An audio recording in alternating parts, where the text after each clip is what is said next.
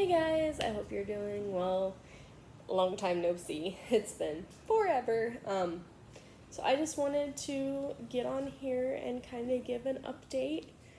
Excuse me, for the 22-23 school year and share some pretty big, just general prayer requests. So the school year's going well. I'm teaching again, part-time, 5th grade Bible and 8th grade Bible. I've done it before, doing something totally different with the 8th grade Bible. We'll see how that turns out. Doing the same thing with 5th grade Bible that I've done for years. Well, and I take that back. It's not just 8th grade Bible, it's 7th and 8th grade Bible combined. So I have 7th and 8th graders, and then I have 5th grade. Dan is teaching, let me see if I can get this right, Algebra 1, which has some 8th graders and then freshmen in it. Physical Science, which is generally freshmen. Biology, and then Advanced Biology. And then he's coaching middle school basketball and high school basketball for the boys, and the season has switched, so he is currently doing that now too. So things are busy, but we're enjoying it. The school, especially for me, the school has been super understanding, because at the end of last year I was like, I think just with our family dynamic and the extra that Miss D will need, I think I'm going to back up and stay home. And so when the need came up, they asked me, they're like, would you be willing to do this? And I said, yes I would. And 1, I love the students. 2, I love teaching the subjects. And 3, just the community. It's different when you're a teacher and that's your ministry. The other parents, they have their ministry and what they're doing, but especially still being in this world, and the different things that we've had to deal with in the years past. Davao specifically is still very much in the COVID era. We're still wearing masks, social distancing.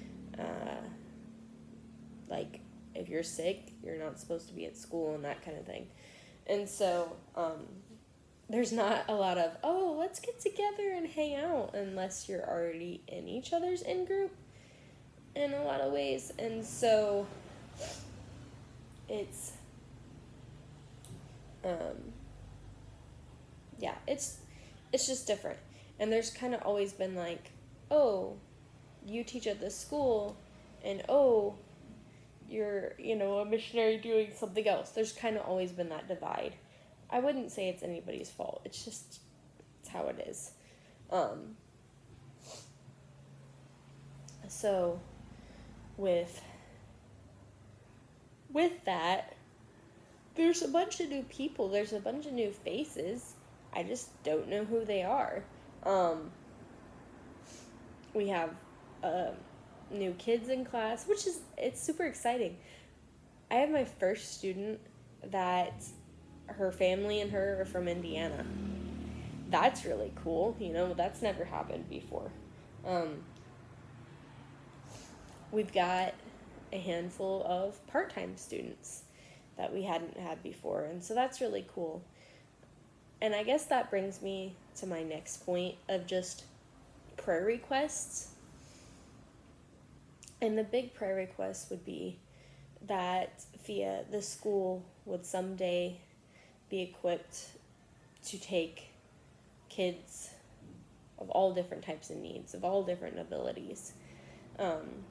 Because for this year, there's some students that the school was able to say, we'll take them, part-time. Excuse me. So that means they could do like specials like art or PE or whatever, and then maybe Bible, but because of their other needs, the school's just not equipped. It's not its fault, it's just the way that it's happened. The one thing that is cool though, we do have a SPED teacher that's coming in for 2 hours once a week. So I mean, at least she's there. But anybody that's ever had a child, that's gotten SPED help knows that, like, 2 hours a week, yay, it's a little bit, like, maybe she could, point a teacher here or there or whatever, but it's hard to, sorry guys, it's hard to, I just woke up. It's hard to take on kids that are facing challenges when you're not able to be there every day. And so,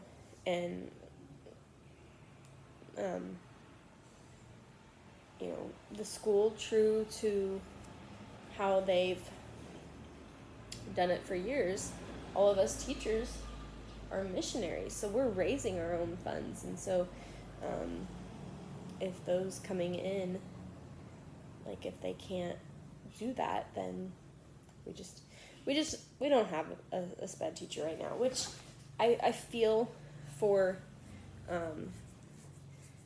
the families that have to have kids in, just part-time because there's not the resources for their kids, or if it's a situation where one kid's able to go full-time and the other kid's not, like, that's hard. And I am well aware that if we are still here in the Philippines next year, that could be us. I am well aware that I need to prepare myself to possibly have to homeschool Miss D. We're doing it this year. So yeah, sorry for all the rambling, but just please be praying that the Lord would bring somebody that is gentle, that is kind, and that is qualified to teach and to get the documentation for these students that need that kind of thing. Because if you don't get an IEP at a young age, then you have to go through the process and get it later.